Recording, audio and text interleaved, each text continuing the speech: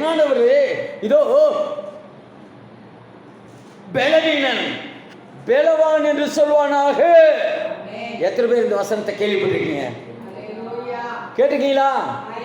நல்ல ஒரு அல்லேலூயா. ஆமென். அப்ப பலவீனமா இருக்கிற ஆளெல்லாம் பலவான் என்று சொல்ல கடவான். அல்லேலூயா. வேதம் சொல்லுகிறது, யோவேல் 3வது அதிகாரம் 10வது வசனத்தில், உங்கள் மண்வெட்டிகளை பட்டயங்களாகவும் உங்கள் அரிவாள்களை ஈட்டிகளாகவும் அடியுங்கள், பலவீனனும் பலவான் என்று சொல்வானாக. நீங்க பார்த்தீங்கன்னா, ஏற்கனவே இந்த மண்வெட்டியெல்லாம் நான் பிரசங்கம் பண்ணியிருக்கிறேன்.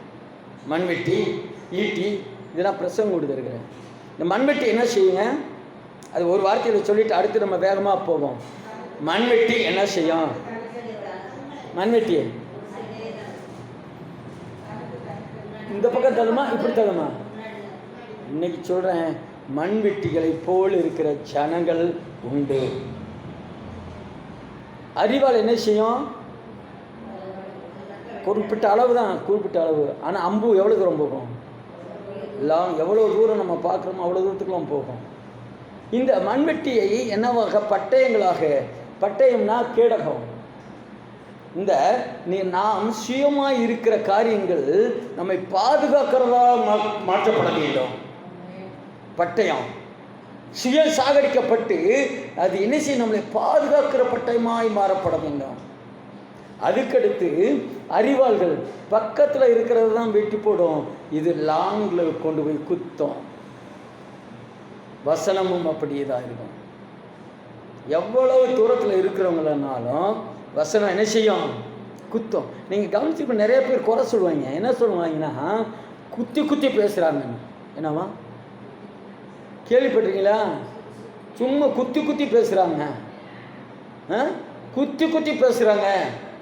ஒன்று சொல்கிறேன், அப்போஸ்தலர் பணியில் இதோ பிரசங்கம் பண்ணின பரிசுத்தவான்கள் பிரசங்கம் பண்ண, பேதுரு பிரசங்கம் பண்ண பொழுது இருதயத்தில் குத்துள்ளவர்கள் என்ன செஞ்சாங்க?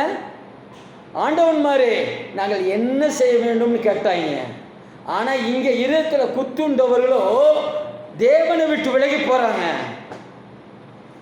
எத்தனை பேருக்கு விளங்குது? புரியுதா? இருதயத்தில் வசனம் வந்து குத்தும். யாருக்கு சேர வேண்டுமோ, யாருக்கு குற்றம் இருக்கிறதோ, யாருக்கு பாவம் இருக்கிறதோ, தேவனுக்கு பிரியமில்லாத காரியம் இருக்கிறதோ, அது வேத வசனம் போய் இருதயத்தை குத்தும்.